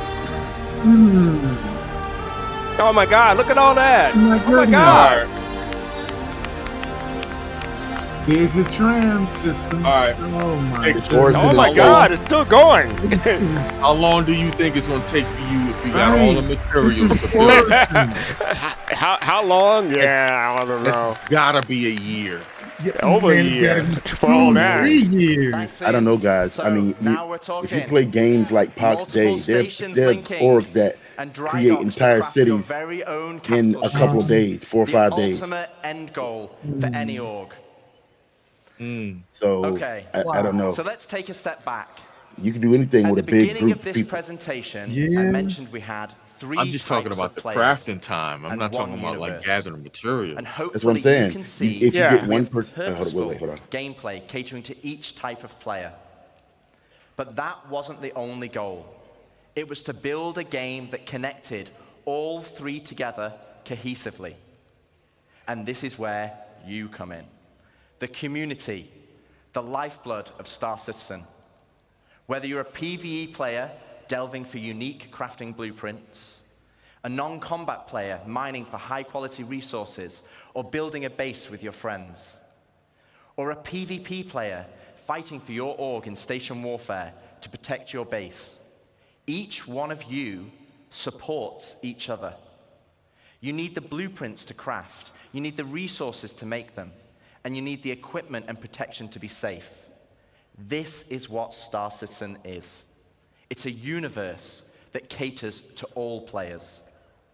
Now, I could probably go on for another 10 hours deep diving into each system. I got time. Plenty of time. Plenty. But I do Jared out of a job, and he needs future ISCs and SC Lives and CitizenCons. Today was to reaffirm what type of Future game we are CitizenCon. making. And I hope you continue to come with us on this journey as we march towards Star Citizen 1.0. Thank you, CitizenCon. Yeah, that's a good Can we ending. welcome Chris Roberts. So people were disappointed at the end. Some people were disappointed at the end of day 1. I think this makes up for it. I mean, I'm happy with day 2. This definitely Yeah, this made up completely for it. makes up for it. Hey, you tell them to roll with it. Keep on going. So Chris is not ready yet. When they said this one was So going to be better, if We're going to ad lib this it. wasn't in it, I'm I would here. say last year, and this one would be well, equal. LTI is warranty and But, insurance. wow. That's what you're going to get. I have it on my thing on. Yeah. Oh, here we go. What's Welcome, this? Chris Roberts. Yeah, ahead of schedule. I was going 1:30. I don't know. Oh, you don't need this, right? Well, then they're going to scroll it. Thanks, Rich. Rich, Dave, and Ian. I hope you guys and girls loved what you saw there. It's having a definitive line in the sand is incredibly empowering for the whole team. And I It's a think for all of game. you guys in It's a the- game, boys and girls. As I said, We got a game. And non-binary. And non-linear, you know, not that's just complete linear through and So through. special is the symbiotic relationship between you guys, the community, and us, the developers. And I know I can be accused of feature creep, but you only need to look No. at Spectrum, Reddit, and You? Discord to see Never. countless great ideas and suggestions that come from people playing Creep the live on, alpha and creep seeing areas on. that the game can grow and improve. And often we take these on board because they will make the game better. And in some ways, while you could say Star Citizen is a Chris Roberts game, I would say it's all our game. The developers, the community, building the game, we're all building this dream game together. And That's the first time I heard him say that, all our games. and I Yeah, think 'cause he's that's always what said makes it's my it dream. special. I think that's why you guys and girls have been here for as long as you have and have supported us through thick and thin, because we're doing something together. And I don't think in almost any other game you have the opportunity to be involved at that level and have your voices heard and impact what we do. Because, you know, occasionally we'll do things and you guys are like, no, that sucks. And we're like, yeah, you're right, we'll change it. And also, like I said, we definitely read and look and hear all the stuff that you write. Some of it may not be so nice, but a lot of it is really great. And we take it aboard because we're just trying to build this amazing universe for us all to live in. The best together. damn space game. So, what defining 1.0 does, though, for us is give us a finish line in terms of feature and content we are committed to delivering for when your life in the verse becomes truly persistent, your gameplay to progress your reputation, the money you earn, the material possessions you collect and earn will persist even as we deliver more content and features. I think that's incredibly important for really finally being able to fully commit and not just go, okay, well, I'll play for a while until the next patch comes out. And it's also a market for the game to be more stable, well optimized, and incredibly friendly for new players, as well as experienced ones, which I think all you guys are. But that'll only be the start of our journey together, because the vision of Star Citizen is a game that has no sunset, one that will continually grow with new content and features. We'll always make sure we're on the cutting edge of new technology. We'll never be outdated. I know I occasionally see, oh, in so many years, you guys will be out of date. But as you can see by our constant presentations, we're always looking to make whatever we can do, whether it's the visuals, the audio, various ways to make the gameplay better. That's something we will always be working on. So we'll always keep the game at the bleeding edge of graphics, sound, physics, and yes, we'll support VR, and we actually have some of that in the background we're doing, how we get stuff.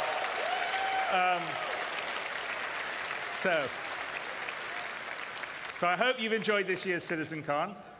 We demoed a small prologue that opens Squadron 42 live, with a few crashes to prove it. As I said, there's a really great full playthrough, no crashes, that Rich did immediately afterward that's up on YouTube. And we've given a date to finally deliver the spiritual successor to Wing Commander that the team and I feel comfortable in hitting.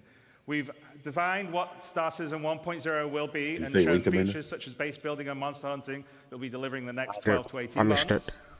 4.0 and server meshing and Pyro is coming at the end of this year. We're already in Evocati on 4.0. I think some people have been streaming some stuff. And in coming weeks, we'll continually stabilize and improve the experience as it moves into PTU and then goes to live. With this, we will have delivered the majority of what we showed last year at CitizenCon, with the remaining features coming early next year. And there are over 1,000 people committed, 1,000 people at CAG committed to bringing you all this and more. We love what we do, and we're inspired by your passion and support. We know that we are truly lucky to have such a strong community that shares the passion and dreams we do. You allow us a privilege almost no other developer has, the ability to dream and reach for the stars. And I truly mean that, because as a developer, it's very unusual to be able to build a game of the ambition that Star Citizen is and Squadron 42 is, and that's all down to you guys and girls. So thank you very, very much.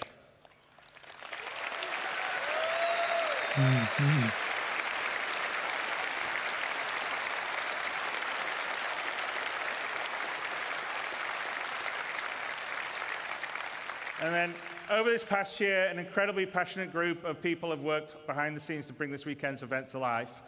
And I want to take a moment to thank Leah and Ed, Tyler, Jared, Kat, and so many others have poured their hearts into making this weekend special for all of you.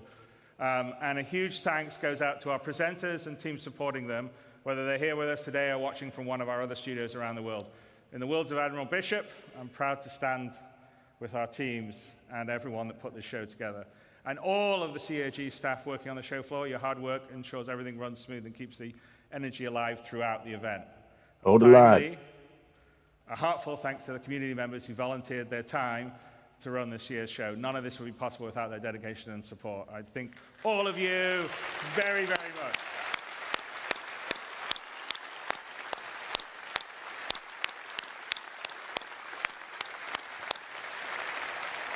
And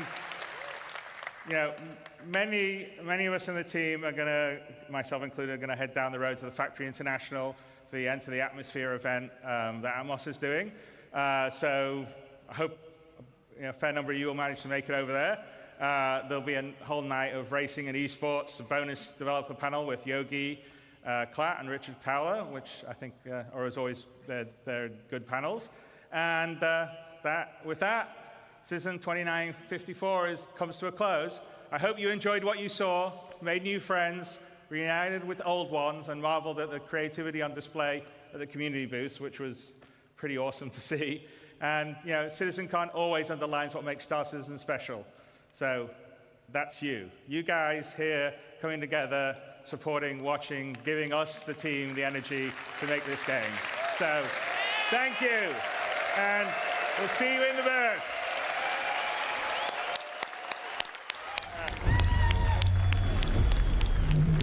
And that is it, ladies and gentlemen. Making sure. It's supposed to be there. Oh, and just one more thing. Right.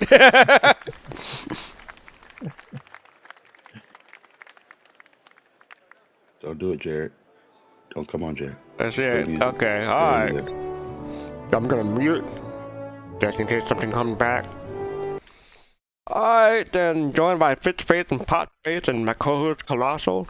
Hey. I'm gonna go with the guest first. What did y'all think of the final presentation?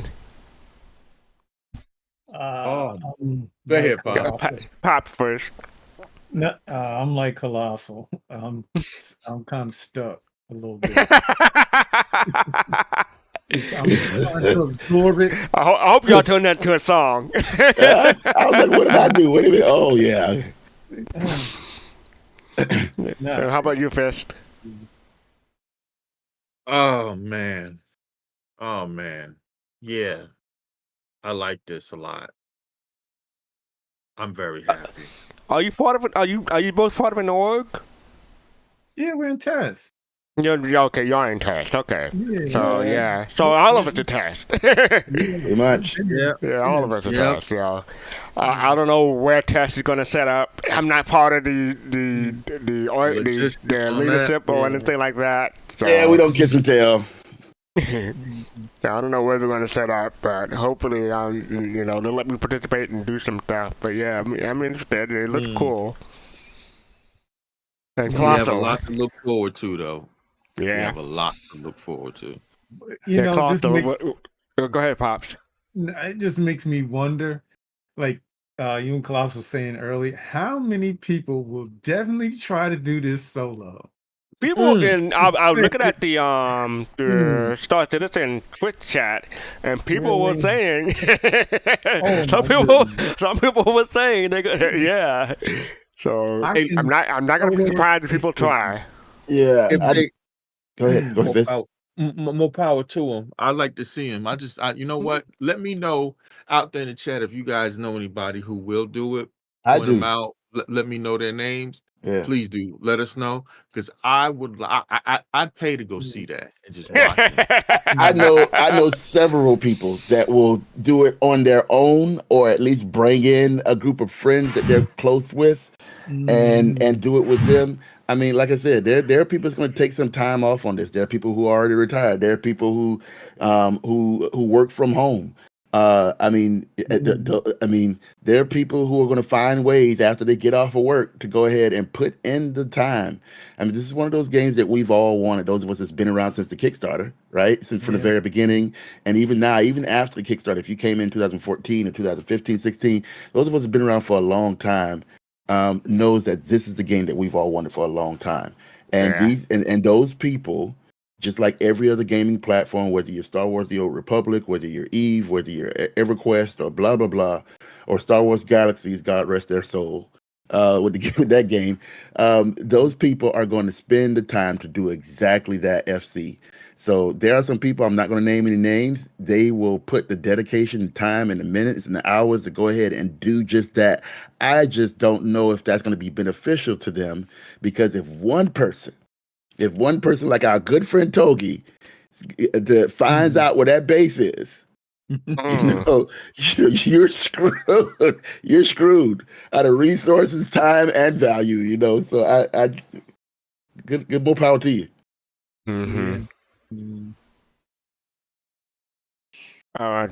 Just letting people know that they've rated Atmo Esports. We're not going to cover that, so I just want to let people know that Atmo Esports currently has been rated. So yeah, just letting y'all know. But yeah, I'm tempted to go back and look at some of the stuff, especially the last half hour or so, because that was mind blowing. Basically, if I would put a word to it, it's not up. They closed it. Let me go see if day 2 is up. Yeah, day 2 is up. Is it up? There it is. Yeah, it is up. So, yeah, let me go through the last half hour, so just put it on mute. Then Okay, we'll go backwards. look at some of the beautiful bean footage, as they like to say. Hold on a sec. Let me get the quality up.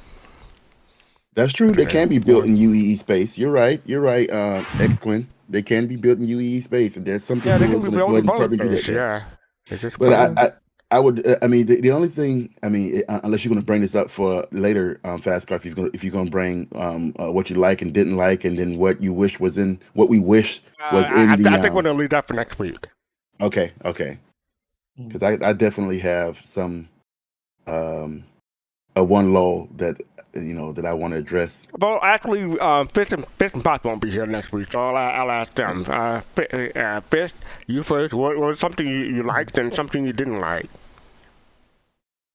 Oh wow! From the last presentation. Last presentation. I mean, the best thing I'm going to have to say. I mean, obviously, damn. I mean, how do you ask me one thing? Two things, maybe. Okay. All right. No, but no, I'll pick one. But yeah. So I loved base building. I'm glad to see they went to it, but I'm definitely excited to see the point of fact that I am blown away that you could build a damn bangle. Yeah. I'm blown away that you could build. I think I said javelin, right? Or Idris. I said javelin first, then I went down to Idris, and then it said, I don't know. Because one of the things, like, the thing about the Bengal is that they've always said, CIG's always said, the Bengal is not going to be a ship that players can buy. The biggest ship that we can buy, player owned ship that we can buy is a javelin. That's $3,000 US dollars. Yeah. So if people wanted to put a dollar value to the Bengal, maybe $5,000 wouldn't be unheard of for the Bengal. I don't know. But yeah, to your point. Didn't they tell us that there would only be 2 Bengals in the verse? That's what they said. You'll find 2 of them out in the verse. 2 of them in the verse that we'd be able to repair. And so now that is gone. Yes, it is. It is gone. That's You're gone right. because if you can craft your own. So yeah, and that ooh. I'm not you gotta saying think about it. Yeah. Yeah, I'm not saying that there won't be 2 derelict ones in the verse, but right. Bring in the retribution. Yeah. Oh boy. Yeah. I mean, 2.0. if they're saying you can't make anything, it's got to be the retribution now. One of the issues. Apparently you can make a bangle. One of the issues that they had in EVE Online is that when they made Titan when they made a Titan capable of being built by players, the CCP, the developers behind EVE Online, they only expected it to be like a limited amount. But everyone in the grandma started making one, so I'm expecting something similar here in Star Citizen when it comes to Bengal. Exactly. So is that we're going to call ships now? Sorry, I'm walking back and forth. Are we going to call ships now for Admiral's sake, Titans? Is that what we're going to call them? I don't know. I'm just going to quickly name, since you asked my favorite thing. I know this was yesterday, and I'm definitely, the base building aspect. But I was so taken by the Vandal Kingship. Okay, yeah. To me, I'm like, have you ever seen? Oh yeah, go ahead. No, I'm just saying it was so cool. I mean, I wish we could get one, but and the way what you got to do, Pop, is you got to make a Vandal base station, and then you got to build your own. Go to Vandal space. And that ain't happening anytime soon. The problem is, no one's gonna like you making one in the backyard. That's the issue. I would suspect that when they do put this game out, and when they do in the next 10 years decide to make DLCs that include an alien feature or an alien pack, or not, when you finally can play as one of them, then that would probably pop into play. But that, Good God. I mean, years ago, there was a promo of the supposedly end of Port Olisar that CIG put out years ago. And it was when they first put the TVs in Port Olisar and they finally had the red alert signs and things like that. And there was a player or a player that was in there and saw a kingship pop up and then he immediately ran. Right? Immediately ran when he saw a kingship pop up, and then you saw missiles come in, boom, boom, boom, and that was it. That was the first time I saw a kingship in game, at least in a script or cinematography, right? And then of course we know based off of lore, and correct me if I'm wrong, my good friend Jade, we know in terms of lore, a kingship only pops up if something big is going to go down. If a kingship pops up, you are screwed.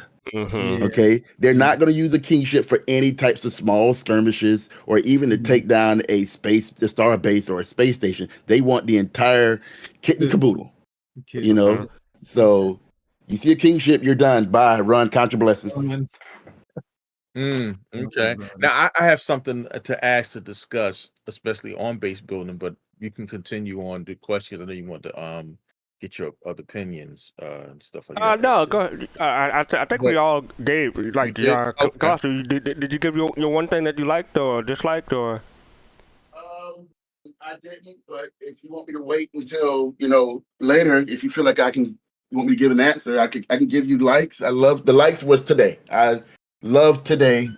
I said that the base builders and PvPers and PvEs really can be happy about today because this is their platform. And we'll talk more about that as the show goes on. What I didn't like is who I didn't see, which was Tony Zervik.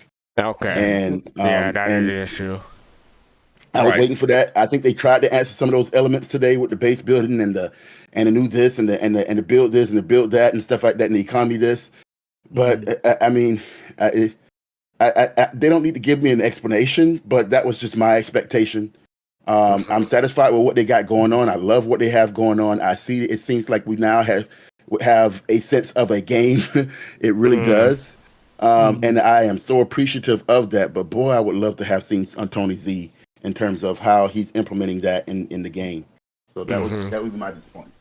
Yeah. All right, that's fair. Can I give my disappointment? Sure. Okay. Now I do understand the reasoning because of the depth of what they are doing, but I was a little disappointed in the 100, systems thing. But I do understand it. I do know that they'll eventually come in slower. I really wanted the Banu, Yeah. in Soul. If they would have found a way to add those two in, then I would have been like, all right, okay, I don't care. But And I see people coming into the chat queue. I'm sorry, we are running at around 2 hours. I'm gonna start winding down. So sorry about people coming in. I know I said one thing, but yeah, the show went long. So sorry about that. We can't do this for another 4 hours. No. Oh, there's plenty of things to say. If you want to take over and start over, yeah, you can go ahead and be my guest. I'm sorry. I got no voice. I'm so sorry. So everyone had. I'll go last. Did everyone else go what they liked and what they didn't like? Yeah. Yeah. Okay. So my like about this last presentation, it was unexpected. I mean, well, the whole day, I'm trying to restrict myself to the last presentation. I'm glad that this day was concentrating on crafting and industry. Today made me happy, put it that way, overall.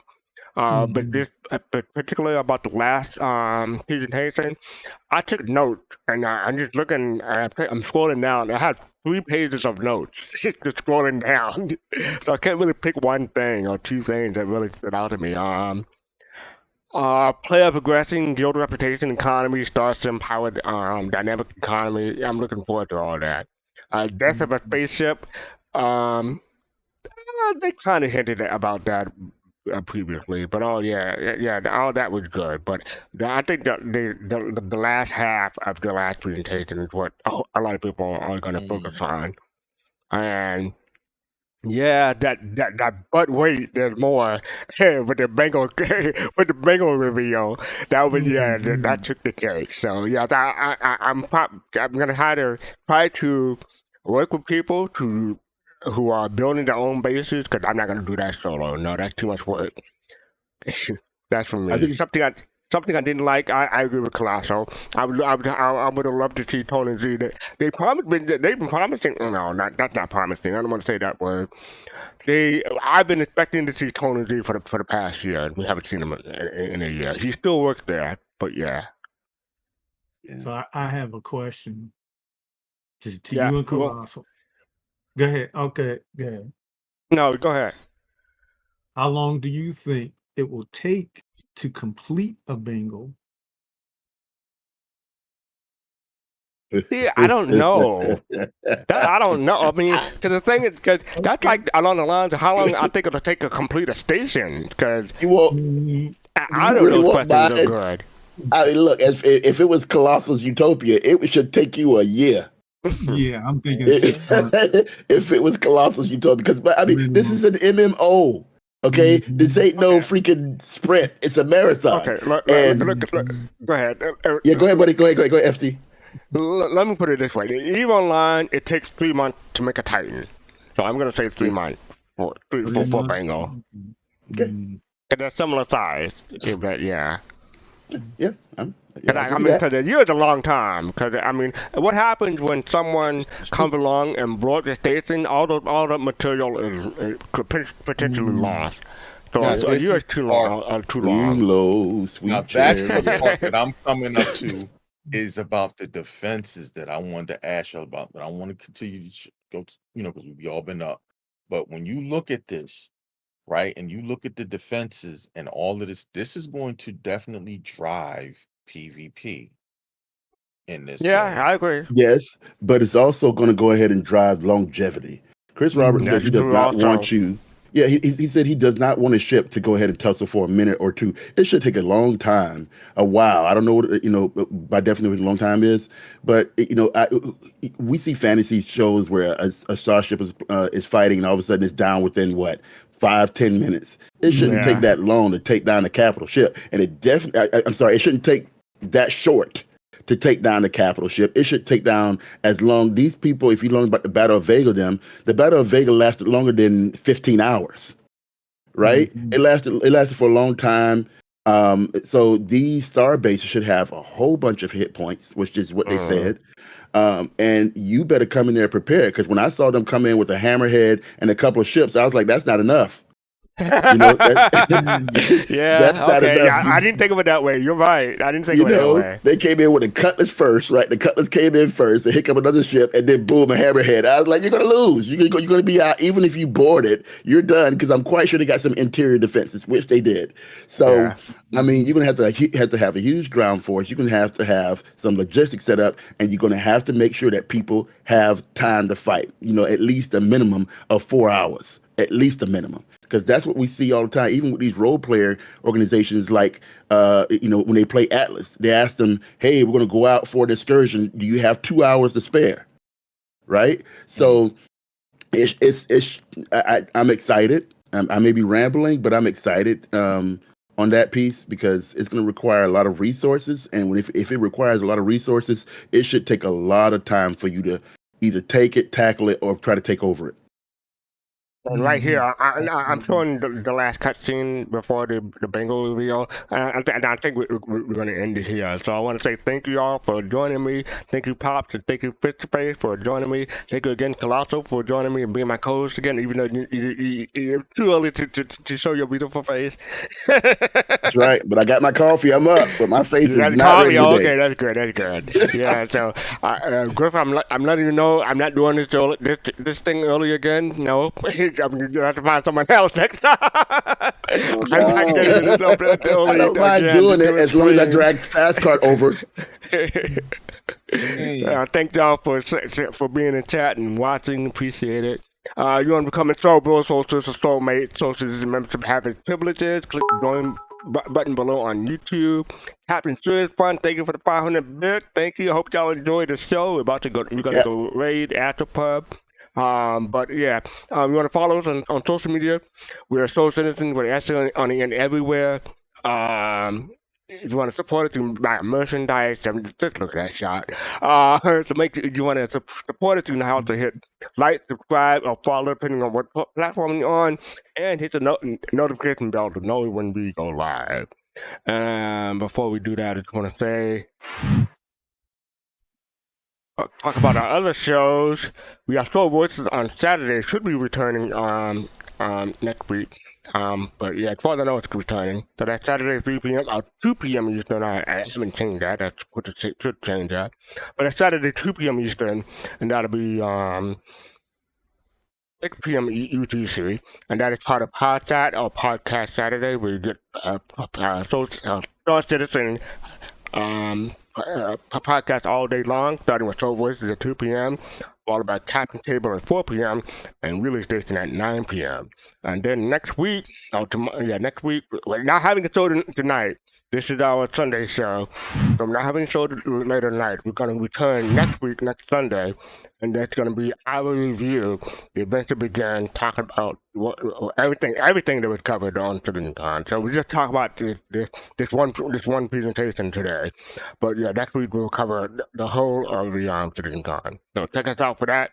October 27th, 7 p.m. Eastern on normal time. So I hope y'all check us out for that. And I forgot to move myself over at the beginning. Oh well. But yeah, we're going to be rating Astropub. So hopefully you can send them our love and appreciation. Hope you all had fun. And with that, peace, love, and soul. Peace, love, and soul.